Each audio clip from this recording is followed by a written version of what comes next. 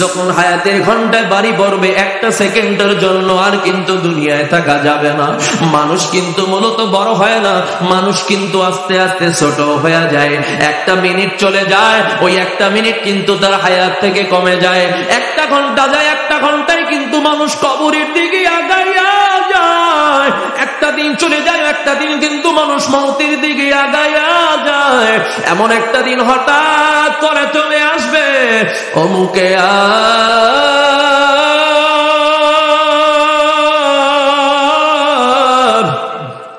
দুনিয়াতে নাই, যার জন্য একবার খবর হয়ে যাইবে নাই, আর কিন্তু কোনদিন দুনিয়াতে ফিরে আসা যাবে না। আজকে তুমি আরামের বিছানায় ঘুমাইয়া, আজকে তুমি কোনো চিন্তাই করো না, একদিন এই বিছানা তোমার সারা লাগবে। চক্ষু বন্ধ হয়ে যাওয়ার সাথে সাথে মাথার নিচ থেকে বালিশটা সরায়া দিবে, তোমাকে আর ওই জাজিমের উপরে শোয়া রাখা হবে না, হাতে হাতে ধরিয়ে ফলের উপরে শোয়াইয়া আরে তোমার শরীরের উপর একটা পুরাতন চাদর দিয়া ঢাকিয়া রাখবে। শরীরের কাপড় গুলা বেলেট দিয়া কাটিয়া কাটিয়া বের করে নিয়ে যাইবে। রে বন্ধু, কার জন্য ঘর সাজাইলা, বাড়ি বানাইলা?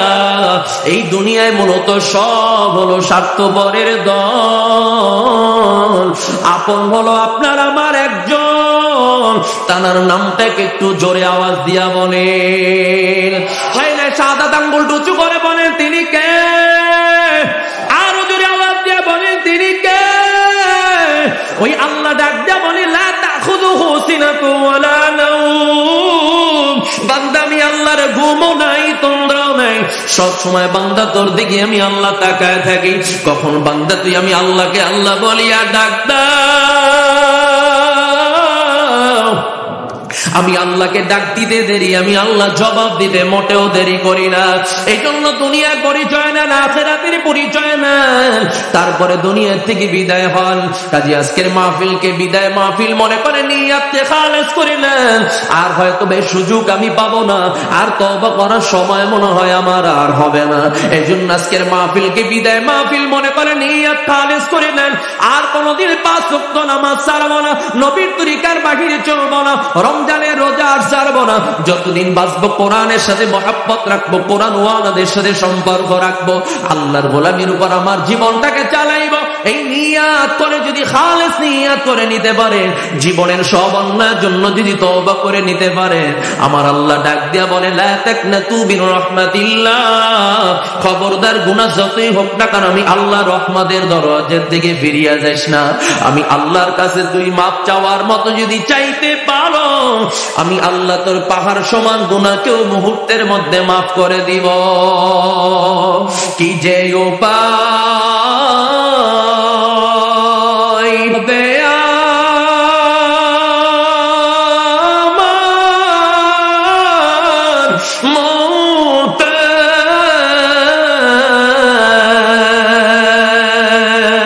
কেমনে থাকব অন্ধকার কবরে, কেমনে থাকব অন্ধকার কবরে। বন্ধু নাই রে, সাথী নাই রে, নাই বাতি, অন্ধকার কবরে হবে বসতি। আওয়াজ দিয়া বলি আল্লাহু আকবার। আজ আল্লাহর গোলামি করার দরকার আছে না নাই? যারা আওয়াজ দিয়া বলে আলহামদুলিল্লাহ। আজ 16 ফেব্রুয়ারি 2024, ঢাকা উদ্যান মোহাম্মদপুর আল করিম দারুল উলুম মাদ্রাসা ও যুব সমাজের যৌথ উদ্যোগে আয়োজিত ৫ম বার্ষিক ওয়াজ মাহফিল ও হালকা জিকিরের সম্মানিত সভাপতি জনাব আল্লাহ মোহাম্মদ রফিকুল ইসলাম, সহ সভাপতি ঢাকা উদ্যান হাউজিং সোসাইটি, আজকের মাহফিলের প্রধান অতিথি হিসেবে যিনি আলোচনা পেশ করবেন বিশিষ্ট আলেমে দ্বীন, আন্তর্জাতিক খ্যাতি সম্পন্ন বক্তা জনাব হযরত মাওলানা রশিদুল ইসলাম রহমাতুল্লাহ সাহেব, খতিব, নাথের পেটুয়া রেলওয়ে কেন্দ্রে জামে মসজিদ কুমিল্লা। আমন্ত্রিত আলেমা ইকরাম, সামনে উপস্থিত মুরব্বির আয়োজন, সমাবেশ যুবক বন্ধুগণ, বাসার মধ্যে অবস্থানরত সম্মানিত মা ও বোনেরা, মহান রব্বুল আলামিনের দরবারে অসংখ্য অগণিত শুকরিয়া যে রব্বে কারীম অসংখ্য মানুষের মধ্য থেকে যাচাই করে বাছাই করে ভালোবেসে মহব্বত করে দুনিয়ার সমস্ত ঝামেলা থেকে বিরত রেখে হায়াতে বাঁচায় রাখিয়া শরীর স্বাস্থ্য সুস্থ রাখিয়া দুনিয়ার মধ্যে উত্তম একটি মজলিস, কোরআন হাদিসের মজলিস, আল্লাহ ওয়ালিদের মজলিস, জাকিরিন শাকিরিনদের মজলিস তথা জান্নাতের বাগানে আমাদেরকে আসার মতো, বসার মতো, কিছু কথা বলার মতো, শ্রবণ করার মতো তৌফিক সুযোগ যে আল্লাহ তাআলা আমাদেরকে দান করেছেন, এই জন্য আমরা বেজান না খুশি? অল্প না বেশি? বেশি হলে আপনাদের এখানে আওয়াজ কম হয় না বেশি হয়? সকলের হৃদয় সকল ভালোবাসাটুকু উজাড় করে দিয়ে, জবানের সকল আওয়াজটুকু ছেড়ে দিয়ে আল্লাহর দেয়া জবান দ্বারা সকলই কালিমাতে শুকর উচ্চারণ করি আলহামদুলিল্লাহ। আমাদেরকে জান্নাতের বাগানে বসার সুযোগ যিনি দিয়েছেন তার নাম কি? আর একটু জোরে বলা যাবে? আল্লাহ আমাদেরকে পছন্দ করেছেন বিদায় হাজারো ব্যস্ততার মধ্য থেকে আমাদেরকে জান্নাতি পরিবেশে বসিয়ে দিয়েছেন।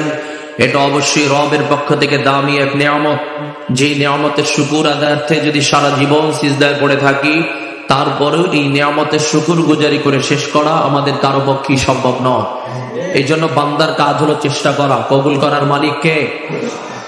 আল্লাহ পাক রব্বুল আলামিন আমাদেরকে আখিরি মোনাজাত পর্যন্ত আলোচনা শ্রবণ করে জীবনের গুনার জন্য তাওবা ইস্তেগফার করে ইনশাআল্লাহ বিদায় হওয়ার তৌফিক দান করুক। সকলে বলি আমিন। আমি একদম সংক্ষিপ্ত মুখতাসার কিছু কথা বলি, শেষ করব ইনশাআল্লাহ। এরপর আজকের মাহফিলের প্রধান অতিথি আপনাদের সামনে গুরুত্বপূর্ণ দামি আলোচনা পেশ করবেন। বিশেষ করে জবাব হলো, এই জমিনের মধ্যে আমরা বসবাস করি, এই বসবাসের ক্ষেত্রে আল্লাহ তাআলা আমাদের প্রয়োজনীয় অনেক বস্তু দিয়েছেন, যেটা না হলে মানুষ চলতে পারে না। বিশেষ করে এই দুনিয়ার মধ্যে আল্লাহ তাআলা আমাদেরকে প্রেরণ করে বান্দার চাহিদা যেটা, সেটাও আল্লাহ দিয়েছেন। পাশাপাশি সেই চাহিদার বাহিরে গেলে বান্দা কোন মুসিবতে পড়তে পারে, ওই বিষয় সম্পর্কেও আল্লাহ তাআলা আমাদেরকে সচেতন করেছেন। বিশেষ করে আমাদের সামাজিকভাবে কিছু কথা আছে, সে কথাগুলো হলো, আমি যে আয়াতে কারিমা তেলাওয়াত করেছি এরই প্রাসঙ্গিক কথা। যেমন দেখবেন কিছু মানুষ আছে মাঝে মধ্যে আবেগে বলে, আবেগে অনেক সময় বলে থাকে যে আল্লাহ যত কষ্ট আছে আমাকে দুনিয়ায় দিয়ে নেন, আখিরাতে দিয়েন না। কিরকম কথা আছে না নাই? এই কথাটা ফলস কথা, এই কথাটা ফলস কথা। বলবেন কেন? আচ্ছা, আপনি কতটুকু কষ্ট সহ্য করতে পারবেন সেটা আগে বলেন। আখিরাতের কষ্ট বাদ দিলাম, দুনিয়ায় আপনি কতটুকু কষ্ট সহ্য করতে পারবেন সেই পরিমাণটা আগে বলেন। একটা পিপিলিকার কামড়ই তো আমরা সহ্য করতে পারেন না, কি কথা বলেন না কেন? সেইটা মারার জন্য কত কৌশল, একটা মশায় কামড় দেয়, এই মশার কামড় থেকে বাঁচার জন্য কত কৌশল যে বের হয়েছে। তাহলে আপনি কেন আল্লাহ সব কষ্ট আমার দুনিয়ায় দিয়ে নেন, আখিরাতে কিছু দিয়ে না? না, এই কথা বল। মুমিন দুনিয়ায় আল্লাহর কাছে শান্তি চাইবে, দুনিয়ায় সফলতা চাইবে, আখিরাতেও শান্তি চাইবে, সফলতা চাইবে। ঠিক না বাড়ি যারা বলেন? মুমিন দুনিয়ায় বাদশাহী করবে, আল্লাহ কবুল করলে সে আখিরাতেও বাদশাহী করবে। নাম্বার 2, এই কথাটা মা বোনরা একটু বেশি বলে, এই কথাটা একটু মা বোনরা বেশি বলে। সেটা হলো, অনেক সময় একটু বিপদে বললে, একটু মুসিবতে পড়লে, একটু কষ্টে পড়লে দেখবেন বলে, দুনিয়ার এই যন্ত্রণা আর সহ্য হয় না, আল্লাহ আমার নিয়ে যেতে পারে না। কি বলে কিনা অনেক মা বোনরা? এই ঢাকা উদ্যানের এখানে লোকজন হয়তো একটু কম বলে, গ্রাম অঞ্চলে একটু বেশি বলে। ছেলে সন্তান একটু যদি কষ্ট দেয়, বিভিন্ন ঝামেলা, এই সাংসারিক ঝামেলা, কত রকম মুসিবত, যার পরে দেখা যায় বলে যে কষ্ট আর সহ্য হয় না, এত ঠাড়া পরে আল্লাহ আমার কি একটু চোখে দেখে না? কি বলে কিনা? বলে কিনা? আপনি দুনিয়ার থেকে যাওয়ার জন্য, দুনিয়ার একটু সামান্য কষ্ট করে আজকে দুনিয়ার থেকে বিদায় হওয়ার জন্য আল্লাহর কাছে আবেদন করতেছেন, অথচ এই দুনিয়ায় মুসিবতে পড়লে সহযোগিতার লোক পাওয়া যায়, কারো কাছে প্রকাশ করা যায়, বলা যায়। কিন্তু কবরে যায় যদি মুসিবতে পড়েন, এটা বলার মতো কিন্তু আর কারো অপশন থাকবে না। কি কারো কাছে বলার আর সুযোগ থাকবে? এই জন্য এই কথা আমরা বলবো না ইনশাআল্লাহ। আল্লাহ কবুল করুক, সকলে বলে আমিন। আমি কি ভাই রাগুই যান নাকি? আবার খবরদার, জরুরি শেষ চলে এসেছেন। তাহলে আল্লাহ পাক রব্বুল আলামিন যে আয়াতের মধ্যে নসিহত করেছেন, বিশেষ করে আয়াতটা আমরা অধিকাংশ সময় মোনাজাতের মধ্যে বলে থাকি, কিন্তু কি বলি আর না বলি হুজুরে আর আল্লাহ বুঝুক, আমি কোন রকম আমিন আমিন বলিলা চলে গেছে, এই পর্যন্ত দায় সারা শেষ। কিন্তু যদি হিসাব করতাম যে আল্লাহর কাছে বললাম কি, তাহলে সাথে সাথে আমার ভিতরে একটা পরিবর্তন আসা সম্ভব ছিল। ربنا آتنا في الدنيا حسنة وفي الآخرة حسنة ربنا آتنا في الدنيا حسنة وفي الآخرة حسنة وقنا عذاب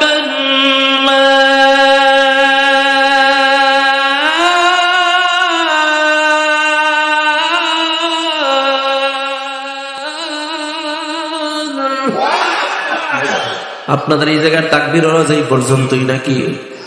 জোরে আল্লাহু আকবার বললেন এবারে মামলা টামলা হইব নাকি? এইটা কি কোন জঙ্গিবাদী স্লোগান নাকি? এইটা কোন উগ্রবাদী স্লোগান নাকি? জোরে বলেন। আজকে বাংলাদেশের কিছু নাস্তিক মুরতাদ আল্লাহু আকবারের আওয়াজ সহ্য করতে পারে না, এইটা দিলেই কিছু মুসলমানের সন্তানই বলে এটা উগ্রবাদী স্লোগান, জঙ্গিবাদী স্লোগান, ঠিক না ঠিক? জোরে বলেন। কিন্তু আমরা স্পষ্ট ভাষায় বলতে চাই, আল্লাহু আকবার এটা কোন দলীয় স্লোগান নয়, এটা কোন ব্যক্তিকেন্দ্রিক স্লোগান নয়।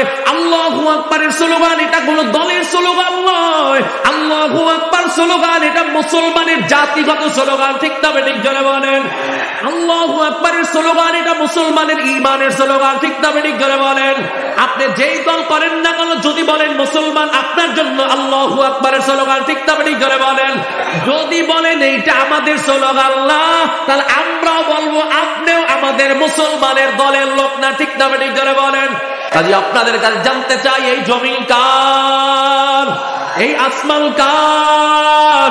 এই গোটা পৃথিবীতে যা কিছু দেখি আর না দেখি সবকিছু সৃষ্টি কার? যারা আওয়াজ দিয়া বলেন। তাহলে আল্লাহর জমিনে সবচেয়ে বৃহৎ স্লোগান যদি কারো নামের হয়, সেটা দুনিয়ার কোন ব্যক্তির নামের আওয়াজ হবে না, আমার আল্লাহর নামের আওয়াজই জোরে হবে, ঠিক না ঠিক? জোরে বলেন। আরো জোরে চিৎকার দিয়া বলেন আল্লাহু আকবার। হয় নাই? আরো জোরে আওয়াজ দিয়া বলেন আল্লাহু আকবার। দলমত নির্বিশেষে বাংলার জমিনে আওয়াজকে যদি আমরা চলমান রাখতে পারি, আজকেও যারা ইসলামের আলোকে বন্ধ করে দিতে চায়, কোরআনের আলোকে যারা বন্ধ করে দিতে চায়, ইসলাম শিক্ষাকে যারা জমিন থেকে উঠায় দিতে চায়, ওই সমস্ত নাস্তিক মুরতাদদের জায়গা এই পবিত্র বাংলার জমিনে হবে না, অবশ্যই পালাতে বাধ্য হবে। এবার বন্ধু জবাব হলো, আল্লাহ পাক রব্বুল আলামিন বলেন, এই যে মুনাজাতের মধ্যে আল্লাহর কাছে আমরা আবেদন করি, কি বলি? একজন হিসাব করলাম না, যদি হিসাব করতাম তাহলে এখান থেকে আমরা অনেক কিছু শিক্ষা অর্জন করতে পারতাম। তাহলে বন্ধু জবাব হলো, আল্লাহ পাক রব্বুল আলামিনের কাছে আমরা মুনাজাতের মধ্যে আবেদন করি, তবে আমি আল্লাহ দেখতে চাই মহব্বত সন্তানেরটা বেশি না আমি আল্লাহর মহব্বত বেশি? আর এই মহব্বতের পার্থক্য হওয়ার কারণে আল্লাহ তাআলা পয়গম্বর ইব্রাহিমকে সন্তানের মাঝে পরীক্ষায় ফেলে দিয়েছিলেন। সন্তান দিয়েছি আমি, কিন্তু ওর জন্য পাগল হওয়া যাইবে না। আগে আমি আল্লাহর গোলামির উপর পাগল হতে হবে, তারপরে সন্তানের দিকে পাগল। যদি আমি আল্লাহর মহব্বতের চেয়ে সন্তানের মহব্বত বেশি হয়ে যায়, মালের মহব্বত যদি অন্তরের মধ্যে বেশি হয়ে যায়, তোমাদের জন্য আমি আল্লাহর পক্ষ থেকে সতর্কবাণী জানা দিলাম, ওয়া মান ইয়াফআল যালিকা ফাউলাইকা হুমুল খাসিরুন।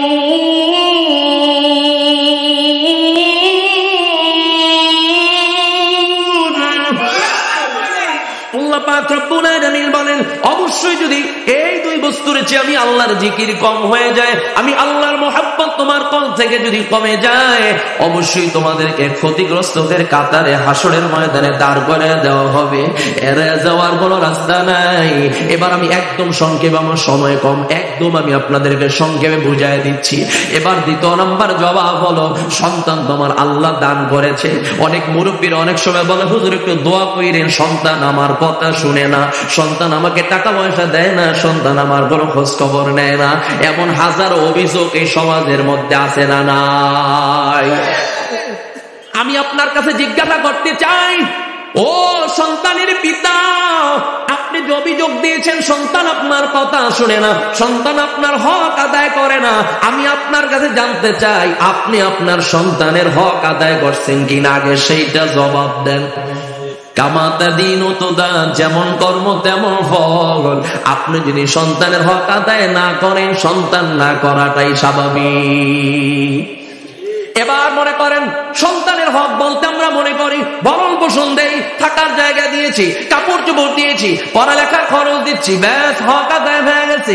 না না, এছাড়াও গুরুত্বপূর্ণ কিছু হক মা বাবার উপরে আল্লাহ তাআলা নির্ধারণ করেছেন। নাম্বার 1, সন্তান দুনিয়ায় যখন আসবে, আসার সাথে সাথে পিতা মাতার উপরে কর্তব্য হলো ওই সন্তানের ডান কানে আজান, বাম কানে ইকামত দিয়া দাও। কিন্তু আজকে অধিকাংশ সন্তান মেডিকেল আর ক্লিনিকের মধ্যে হওয়ার কারণে এই সমাজের শতকরা 70 থেকে 80% মুসলমান সন্তানের কানে আজান ইকামত দেওয়া হয় না। মেডিকেল বা ক্লিনিক কর্তৃপক্ষই ব্যবস্থাও করে না। একটা মুসলমানের সন্তান দুনিয়া আসলো, এই কর্তব্যটা হকটা আদায় করার জন্য অন্তত একজন লোক আমি ডিউটিরত নিয়োজিত করে দেই, যেই ব্যক্তি মুসলমান সন্তান আসলেই তার কানে আজান ইকামত দিয়ে দিবে। কারণ অনেক গার্ডিয়ানরা এটা পারে না, যারা জানেও না, সচেতন না। কারণ অনেক সময় দেখা যায় এই কারণে সন্তান দুনিয়া আসার সাথে সাথে যখনই বাচ্চা কান্না করে, আজান তো দেয় না, ওই বাচ্চার কান্না থামানোর জন্য প্রথমেই দেখবেন ওর কানের মধ্যে ডিজে গানের আওয়াজ পৌঁছায়া দেওয়া হয়। আজকে সমাজের মধ্যে বহু মুসলমানের সন্তান আছে যারা হুজুর দেখতে পারে না। কতক্ষণ না কেন হুজুর দূর দেখলেই কয় হুজুর রে দেশটা রেখাইছে। হাসতে হাঁটলেও দোষ, জোরে হাঁটলেও দোষ, আস্তে কথা বললেও দোষ, জোরে কথা বললেও দোষ, বেশি খাইলেও দোষ, কম খাইলেও দোষ, ভালো কাপড় চোপড় পরলেও দোষ, দুর্বলতা পরলেও দোষ, হেলিকপ্টারে গেলেও দোষ, প্রাইভেট কারে চললেও দোষ, আবার যদি রিক্সায় যায় ফেলেও দোষ। অর্থাৎ যেই লাইনে যাক এরা সবসময় দোয়া করে, আল্লাহ এই করোনা ভাইরাসের মধ্যে এমন একটা ভাইরাস আসতো যে দেশের হুজুর যা আছে সব দিল্লি নিয়ে যাইতো, এক বাঁচা বাঁচতাম। কারণ ওই যে আল্লাহ পাক রব্বুল আলামিন কালামের মধ্যে বলছেন, আয়াত আমি বলবো, অর্থ আপনারা বলবেন। আল্লাহ পাক রব্বুল আলামিন কালামের মধ্যে বলেছেন, যাহারাল ফাসাদু ফিল বাররি ওয়াল বাহরি বিমা কাসাবাত আইদিন নাস।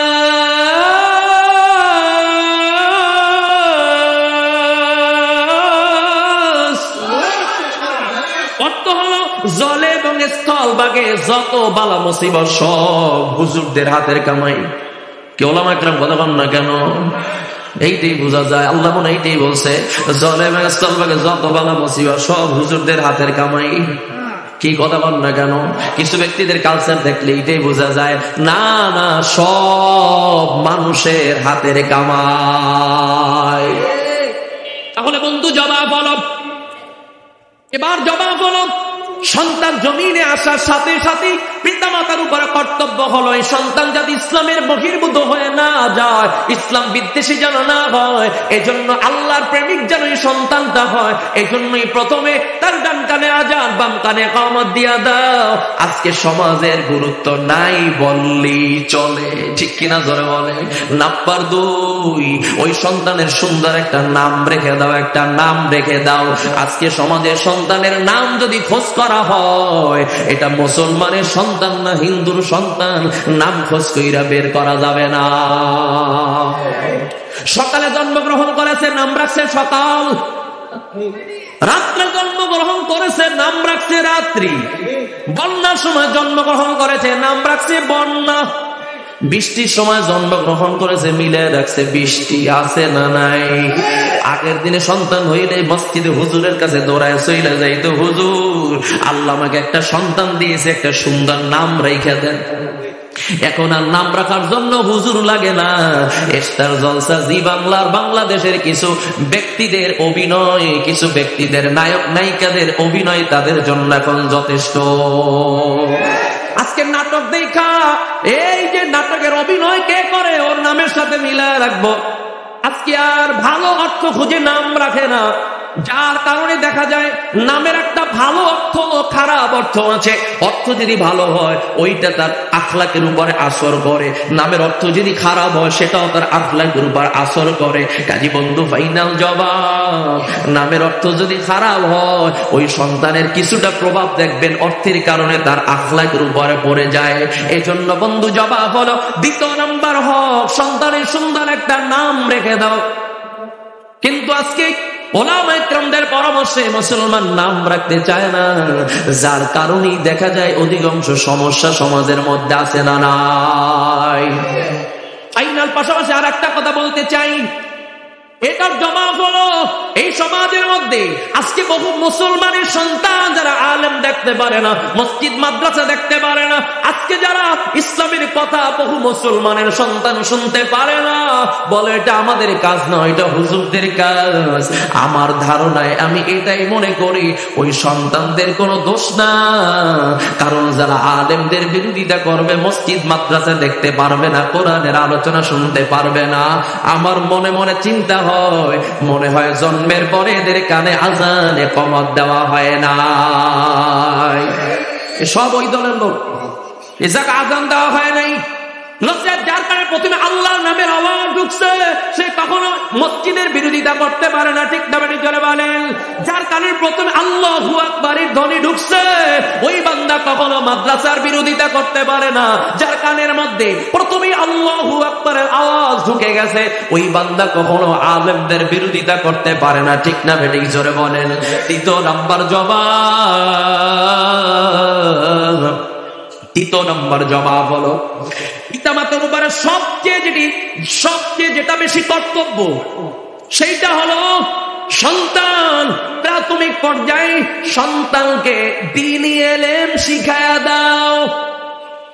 কারণ নবী আলাইহিস সালাতু ওয়াস সালাম বলেন, তালাবুল ইলমি ফরিদাতুন আলা কুল্লি মুসলিম, প্রত্যেকটা মুসলিম পুরুষ এবং নারী উভয়ের জন্য ইলমে দ্বীন অর্জন করা আপনাদের এলাকায় নফল না ফরজ?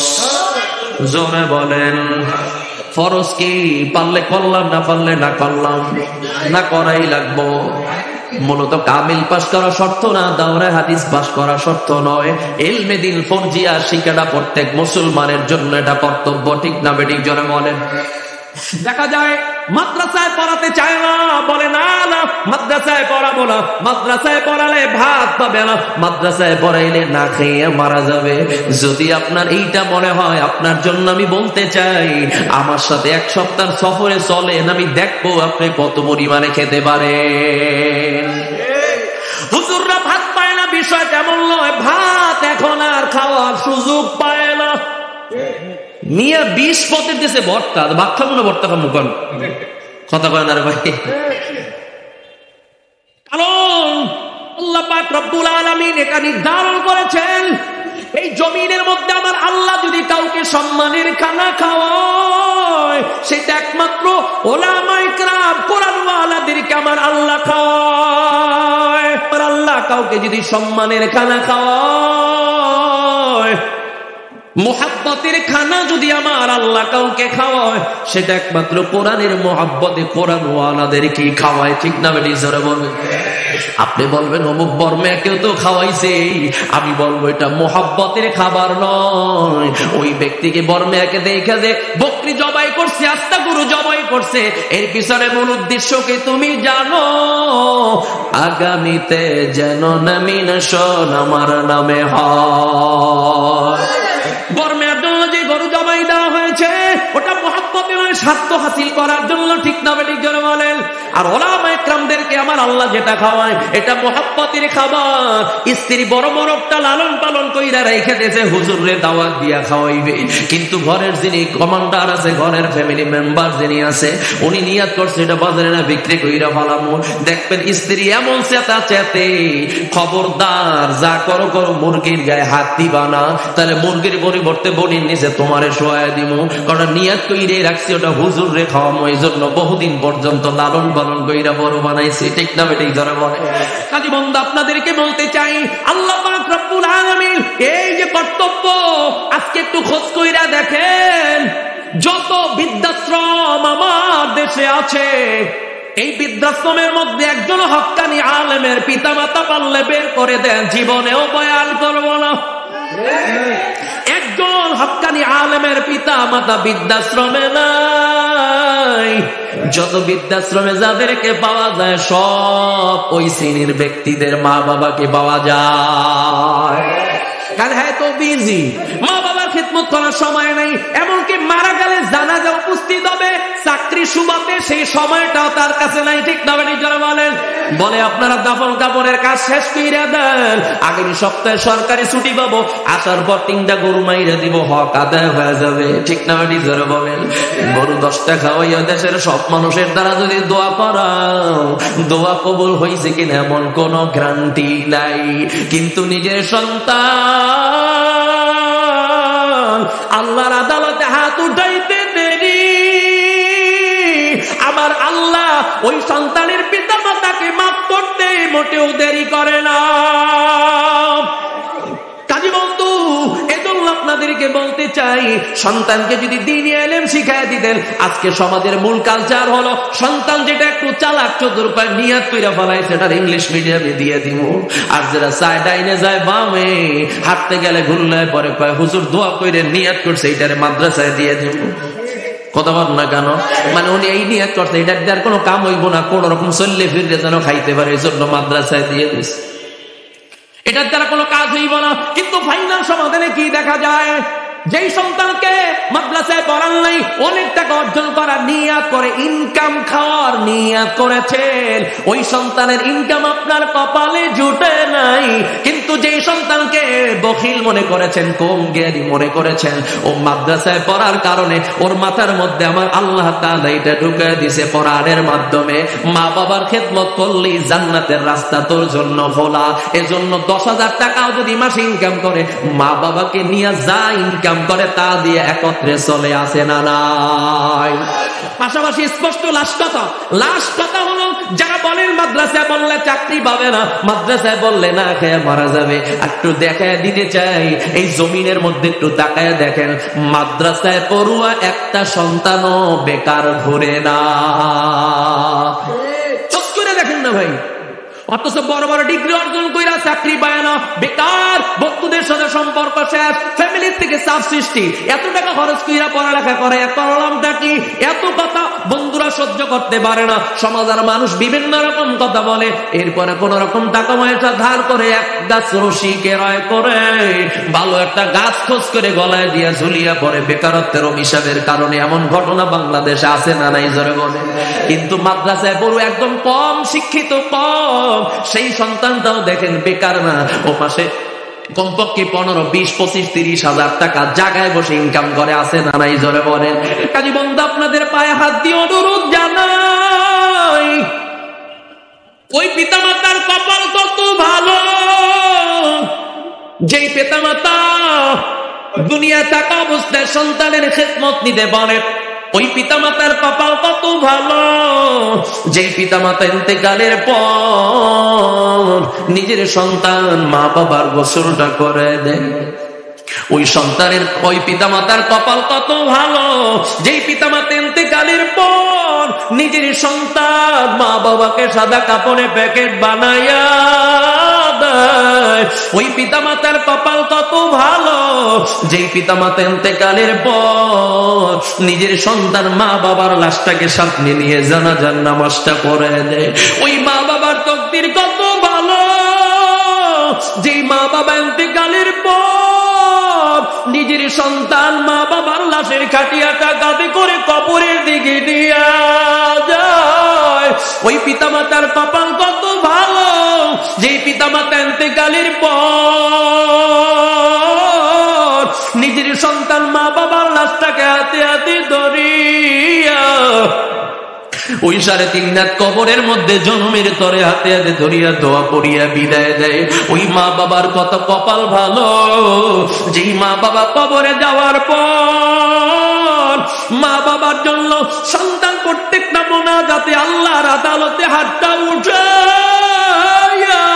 চোখের পানি ছেড়ে আল্লাহর আদালতে দোয়া করে, আর ডাক দিয়া বলে রব্বির হামহুমা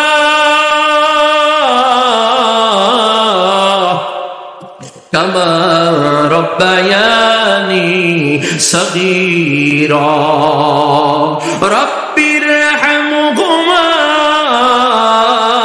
কামা রব্বায়ানি সগীরা। এই সন্তান দোয়া করতে দেরি, আমার আল্লাহ দোয়াকে কবুল করতে আর মোটেও দেরি করে না। এই জন্য বন্ধু পায়েটা হাত দিয়ে পায়ে হাত দিয়ে অনুরোধ জানাই, এই সংক্ষিপ্ত সফরে দুনিয়ার মধ্যে আসলাম, কখন কয়দিন দুনিয়ায় বাঁচবো আমারও জানা নাই, আপনাদেরও জানা নাই। আজকের এই মাহফিল আমাদের কারো জন্য জীবনের শেষ মাহফিল হতে পারে কি পারে না? জোরে আওয়াজ দিয়া বলে। এই দুনিয়া আসার সিরিয়াল আছে, যাওয়ার কিন্তু কোনো সিরিয়াল নাই। দাদার সামনে নাতির লাশ, বাবার সামনে ছেলের লাশ আছে না নাই, বড় ভাইয়ের সামনে ছোট ভাইয়ের লাশ। যখন হায়াতের ঘন্টায় বাড়ি পড়বে একটা সেকেন্ডের জন্য আর কিন্তু দুনিয়ায় থাকা যাবে না। মানুষ কিন্তু মূলত বড় হয় না, মানুষ কিন্তু আস্তে আস্তে ছোট হয়ে যায়। একটা মিনিট চলে যায়, ওই একটা মিনিট কিন্তু তার হায়াত থেকে কমে যায়। একটা ঘন্টা যায়, একটা ঘন্টায় কিন্তু মানুষ কবরের দিকে আগাইয়া যায়। একটা দিন চলে যায়, একটা দিন কিন্তু মানুষ মৌতের দিকে আগাইয়া যায়। এমন একটা দিন হঠাৎ করে চলে আসবে, অমুকে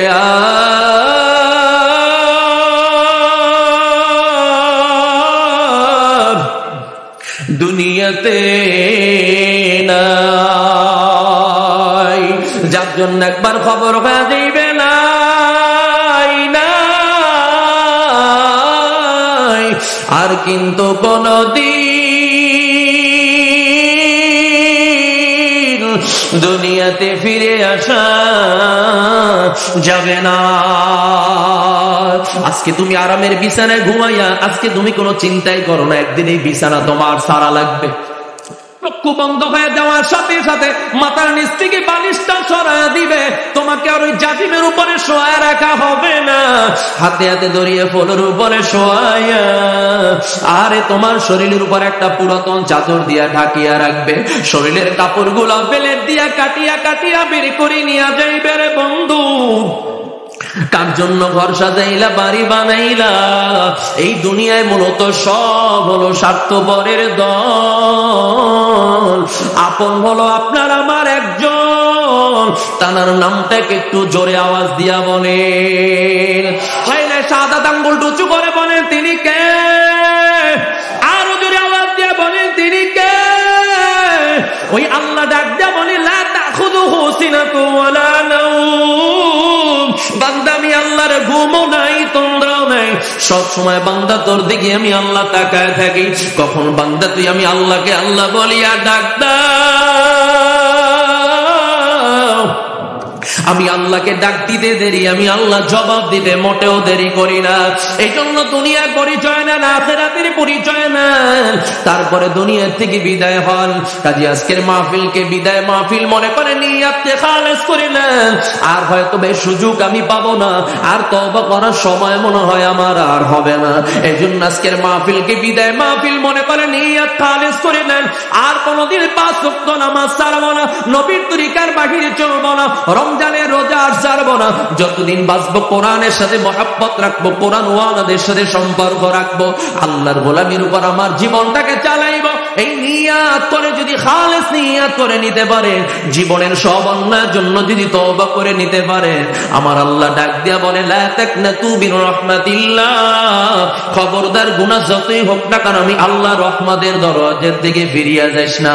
আমি আল্লাহর কাছে তুই মাপ চাওয়ার মতো যদি চাইতে পারো, আমি আল্লাহ তোর পাহাড় সমান গুনাহকেও মুহূর্তের মধ্যে মাফ করে দিব। কি যে উপায় দেয়া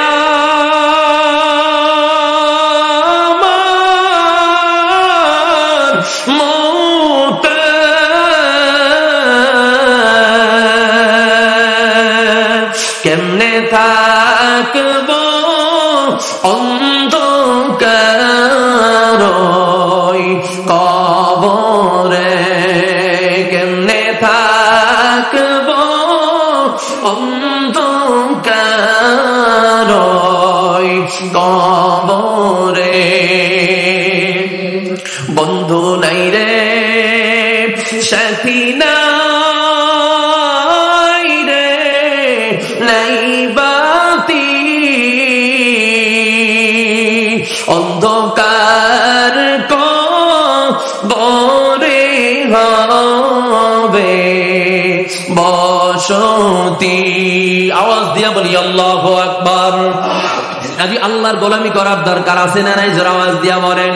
কাজী আজকের বিদায় মাহফিল মনে পড়ে এমন একটু নিয়াত করে নেই, আর কোনদিন আল্লাহর গোলামের বাহিরে চলবো না, নবীর তরিকার বাহিরে চলবো না, এমন নিয়াত যদি অন্তরে থাকে, আল্লাহর ভালোবাসা মুহাব্বত যদি অন্তরে জায়গা নেয়, যতদিন দুনিয়ায় বাঁচবো কোরআনের বন্ধু হব, কোরআন ওয়ালাদেরকে বন্ধু হব, আল্লাহর গোলামি করব, নবীর সুন্নাতের উপরে জীবনকে সাজাইবো, এমন নিয়াত অন্তরে থাকলে ওই মালিককে রাজি এবং খুশি করার জন্য দুইটা হাত আমার আল্লাহকে জায়গায় দেখায় দেন। আয় আল্লাহ আমাদের প্রত্যেককে কোরআনের বন্ধু হওয়ার তৌফিক দিয়ে দেন, 5 ওয়াক্ত নামাজ হিসেবে কবুল করে নেন, নবীর সুন্নাত তরিকা অনুযায়ী চলার তৌফিক দিয়ে দেন। যে সমস্ত বন্ধুদের দাড়ি নাই, দাড়ি রাখার তৌফিক দিয়ে দেন। যুবক ভাইদেরকে দিনের খাতিম হিসেবে কবুল করে নেন। যেদিন দুনিয়ার থেকে বিদায় হইব, ঈমানের মতো দৌলত নিয়ে বিদায় হওয়ার তৌফিক দান করে সবাই বলি আমিন। লাস্ট কথা আপনাদের কাছে বলতে চাই, এই যে আপনাদের এখানে একটা মাদ্রাসা, ভালো না খারাপ? জোরে আওয়াজ দিয়া বলেন। এই যে আমাদের দেশে 10 নম্বর সিগন্যাল, 12 নম্বর সিগন্যাল, করোনা ভাইরাস এত বিপদ আকার ধারণ করে আসছে, অল্পের মধ্যেই আমার আল্লাহ কাটায় নিয়ে গেছে। ঠিক না বেঠিক? জোরে বলেন। এটা কি মোকাবেলার জন্য গেছেন, আল্লাহর রহমতে গেছে? জোরে বন্যা কেন? যেই বন্ধুরা বলছো মোকাবেলা করবো, তার চেয়ে আমরা শক্তিশালী, কিছুদিন পর দেখছি ওই বন্ধুরাই প্যাকেট হইয়া এসি রুমের মধ্যে ঢুকছে। কথা বল না কেন? আল্লাহ যদি কোনো বিপদ দেয়, এটা মোকাবেলা করার শক্তি কোনো বান্দার আছে নাকি? জোরে বলেন। না না, শব্দ চেঞ্জ করা জরুরি, মোকাবেলা নয়, আমরা হেফাজতে রাখার জন্য এই পরিকল্পনা করছি, বাকিটা আল্লাহর দয়া রহমত। ঠিক না বেঠিক? জোরে বলেন। আগে জন্য আমি গবেষণা করে পেয়েছি, এই যত বিপদ, যত মুসিবত, অনেক সময় দেখেছেন, আগে অনেকে পিলারের কথা শুনছেন, পিলার শোনেন নাই? কথা শোনেন নাই? পিলার থাকলে ঠাডা গজব হয় না। আমি বলতে চাই, এই যে পিলার, ওইটা বাস্তব না বাস্তব ওইটা আমি বলতে চাই না, এই যে কোরআনের মার্কাজ গুলো আমি বলবো বিপদ থেকে বাঁচার জন্য, এটা আমাদের সমাজের বিশাল বিশাল একটা পিলার। ঠিক না বেঠিক? যারা বলেন, আপনি তো রাত 2টা-3টার সময় ঘুমান, ওই সময় 8 বছর 10 বছরের ছোট্ট ছোট্ট বাচ্চারা উঠিয়া উজু করিয়া ঠান্ডা পানি দিয়া তাহাজ্জুদের নামাজের মুসাল্লায় দাঁড়ায় যায়, তাহাজ্জুদের নামাজ আদায় করে চোখের পানি ফেলে কান্না করে, আল্লাহ যারা এই মাদ্রাসায় সহযোগিতা করে, যারা মাদ্রাসায় আমাদেরকে ভালোবাসে, সবসময় খোঁজ খবর নেয়, তাদেরকে তুমি ভালো রাখো, তাদের ইনকামে বরকত দিও, যারা ইন্তেকাল করেছে তাদের কবরে আযাব তুমি মাফ করিয়া দিও, আমার মা বাবাকেও কবুল করিও, আমাকেও কোরআনের খাদিম হিসাবে কবুল করে দিও। এই দোয়া করার পর আল্লাহর কোরআনের তেলাওয়াতে বসে যাওয়ার কারণে ওই বাচ্চাদের চোখের পানি আর কোরআন তেলাওয়াতের বরকতি আমার আল্লাহ আমাদেরকে হেফাজত করে থাকে। নসিব তুমি যতই মনে করো না কেন, বিল্ডিং বানিয়েছি, উপরে উঠছি 10 তলা, নিচেও দিছি 10 তলা, জম্মের মজবুত, আমি বলবো মোটেও না। আমার আল্লাহর 1 সেকেন্ডের ভূমিকম্পের সামনে টিকে থাকার শক্তি কোন ব্যক্তিরই নাই। কাজে এই সমস্ত এই পিলার গুলো, এই ফাউন্ডেশন গুলো, এইগুলো আমাদের সমাজের মধ্যে ধরে রাখার দরকার আছে না নাই? জোরে বলেন, জোরে আওয়াজ দিয়া বলেন। কাজে বলতে চাই, এই ময়দানের মধ্যে যারা বসা আছেন, অনেকের আব্বু দুনিয়ায় নাই, আম্মু নাই, ওই আব্বুর কথাকে একটু মনে পড়ে না, ওই আম্মুর কথাকে একটু মনে পড়ে না। যে মা হারাইয়া ফেলছে, একটু তার কাছে জিজ্ঞাসা করেন মা থাকার ব্যথাটা কত বড়। যে বাবাকে হারাইয়া ফেলাইছে, জিজ্ঞাসা করেন বাবাকে জন্ম বিদায় দেওয়ার কষ্টটা কতটা বৃহৎ কষ্ট। কাজী বন্ধু বলতে চাই, এই মজলিসের মধ্যে আব্বু নাই, আম্মু নাই, এমন কোন বাবার আছেন? একটু হাতগুলা দেখতে চাই, হাতগুলা একটু জাগান। আব্বু নাই অথবা আম্মু নাই, অথবা দুইজনই নাই, বহু মানুষ হাত নামান।